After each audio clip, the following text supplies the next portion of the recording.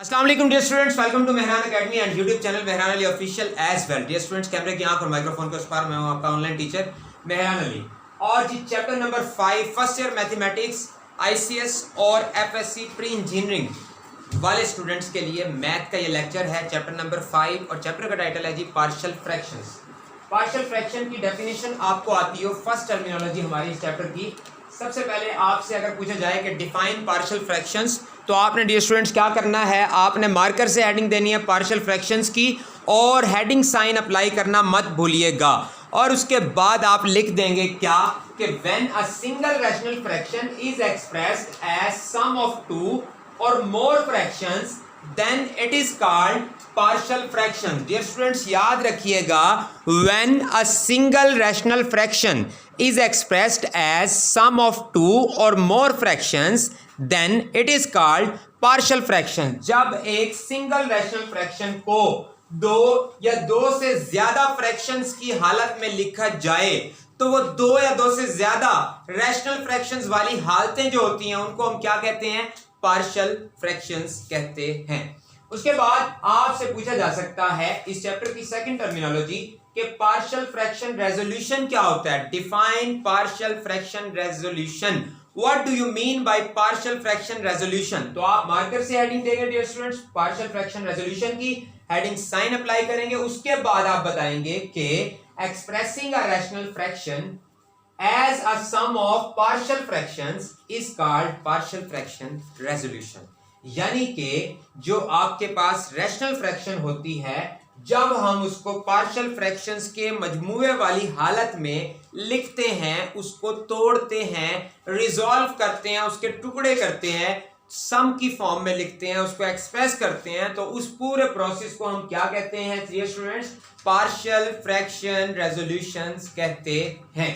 उसके बाद आपसे इसका स्कोप भी पूछा जा सकता है कि इसका स्कोप बयान करें, इसकी अहमियत बयान करें, इसकी एप्लीकेशन बताएं। तो आपने डियर स्टूडेंट्स मार्कर से हेडिंग देनी है स्कोप की और फिर आप बताएंगे कि it is an extremely valuable tool in the study of calculus. Calculus क्या है, सेकंड ईयर की मैथ जब आप पढ़ेंगे तो उसमें चैप्टर नंबर 3 है इंटीग्रेशन के हवाले से। इंटीग्रेशन जो है वो बेसिकली कैलकुलस है। इंटीग्रेशन में सेकंड ईयर की मैथ में चैप्टर 3 में एक एक्सरसाइज है जहां पर ये पार्शियल फ्रैक्शंस वाली बातें इस्तेमाल होती हैं। तो इसका मतलब ये कि calculus depends upon algebra, calculus depends upon partial fraction resolution process.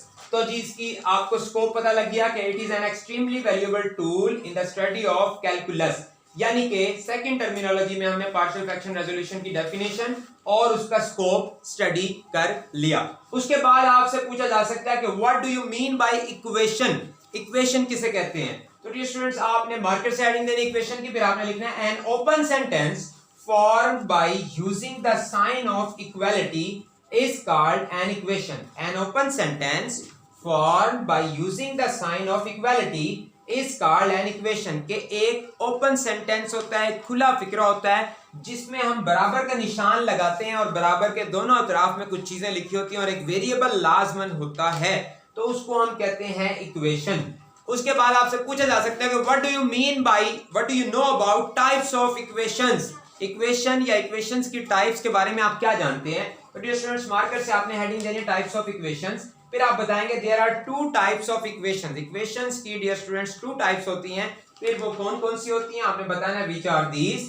पहली टाइप होती है कंडीशनल इक्वेशन और सेकेंडली आइडेंटिटी। स्टूडेंट्स याद रखिएगा इक्वेशंस की दो टाइप्स होती हैं, दो इकसाम होती हैं।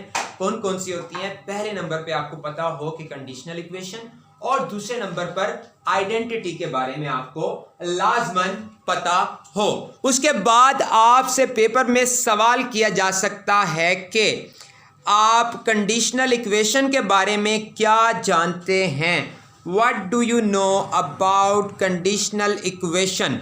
तो जी अगर आपसे ऐसे कहा जाएगा तो आप क्या बताएंगे। कंडीशनल इक्वेशन के बारे में आपने दो चीजों को डिस्कस करना है, एक उसकी डेफिनेशन और दूसरे नंबर पे आपने उसको एग्जाम्पलीफाई करना है, उसकी एग्जांपल्स भी डिस्कस करनी है।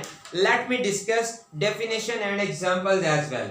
आपने फर्स्ट ऑफ ऑल मार्कर से हेडिंग देनी है स्टूडेंट्स कंडीशनल इक्वेशन की, हेडिंग साइन एज यूजुअल लाजमन अप्लाई कीजिएगा। फिर आप बताएंगे कि it is an equation. Basically conditional equation क्या है, इक्वेशन ही है, इक्वेशन की टाइप है। It is an equation in which two algebraic expressions are equal for particular value or values of the variable. For example, यानी कि ये ऐसी equation होती है जिसमें दो अलजेब्रिक एक्सप्रेशन होते हैं, वो एक खास वैल्यू के बराबर होते हैं, तो उसको हम बोलते हैं conditional equation. E dot G. E dot G के बारे में आपको पता हो कि E dot G stands for एग्जाम्पली gratia. E dot G stands for exempli gratia. Dear students, these are the Latin terms. लातीनी जबान की ये टर्मिनोलॉजीज हैं और इंग्लिश लिटरेचर में अंग्रेजी अदब में इसका मतलब होता है फॉर एग्जाम्पल, यानी कि मिसाल के तौर पर. तो उसके बाद आपने एग्जाम्पलीफाई करना है. फर्स्ट एग्जांपल जो मैं डिस्कस कर रहा हूं, आपने लिख देना है कि 2x इक्वल्स टू 3. अब आपको पता है कि इसमें अगर हमने x को इवैल्यूएट करना हो तो 2 उस तरफ जाकर राइट हैंड साइड पर मूव करेगा तो डिवाइड हो जाएगा, यानी x की वैल्यू आ जाएगी 3/2. तो हमने लिख देना है 2x equals to 3 is a conditional equation and is true only if x equals to 3/2. x की वैल्यू 3/2 होगी तो ये बात दुरुस्त साबित होगी, अदरवाइज नहीं. इसका मतलब इसमें कंडीशन है, शर्त है, तो इसलिए ये कंडीशनल इक्वेशन कहलाएगी. उसके बाद सेकंड एग्जांपल है. अच्छा, एक चीज और याद रखनी है, 2x इक्वल्स टू 3 क्या है डियर स्टूडेंट्स? इसमें x की वैल्यू, x के एक्सपोनेंट की वैल्यू 1 है, तो ये कौन सी इक्वेशन है? लीनियर इक्वेशन, यक दर्जी मसवार. उसके बाद सेकंड एग्जांपल है जी बी में जो हम डिस्कस कर रहे हैं, x² + x - 6 = 0.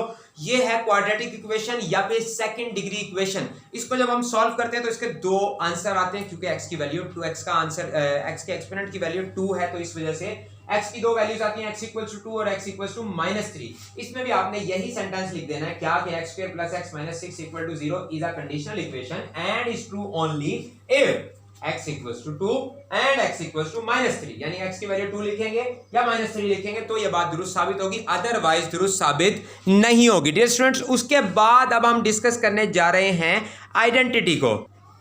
तो जी डियर स्टूडेंट्स, उसके बाद हम बात कर रहे थे आइडेंटिटी के हवाले से.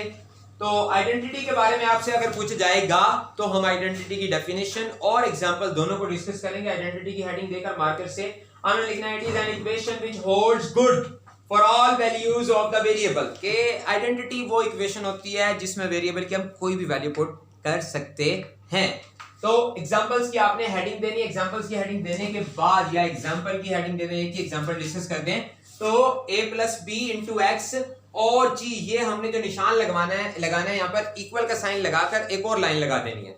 तो समझ लो कि ये स्पेशल साइन है जो आइडेंटिटी के लिए यूज होता है, कि चीजों को आइडेंटिकल वे में रिप्रेजेंट करने के लिए मैथमेटिक्स में यूज होता है.